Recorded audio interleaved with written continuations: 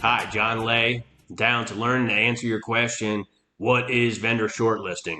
A vendor shortlisting is a step in the learning system buying process.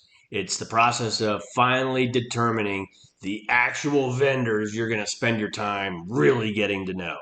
So before vendor shortlisting, there's a vendor qualification process, and before that is the defining of your requirements. So as you define your requirements, you go out and you start to identify potential vendors that may fit the bill of what you're trying to achieve.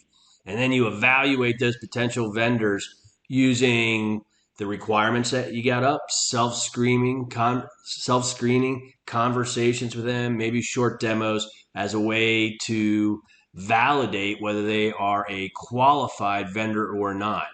And using some sort of scoring and rating system, you can eventually get it down to here are the 4 or 5 vendors that we want to go out to and request a proposal from.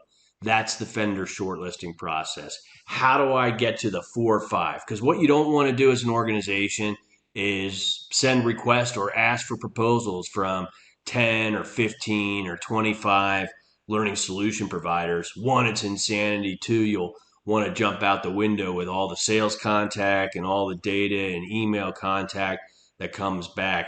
It's a much better process to try to do your qualification and a lot of your shortlisting with the available resources that are in the industry that you don't necessarily have to deal and engage with the vendor as a prospect at that point. But at some point, you're going to have to. And the idea is to really document your requirements and use that as a way to validate. So eventually you can shortlist to the final 4 that you want to spend your time with. Why do you only want to do 4? Because buying a learning system takes some time and it's expensive and it's easy to go wrong.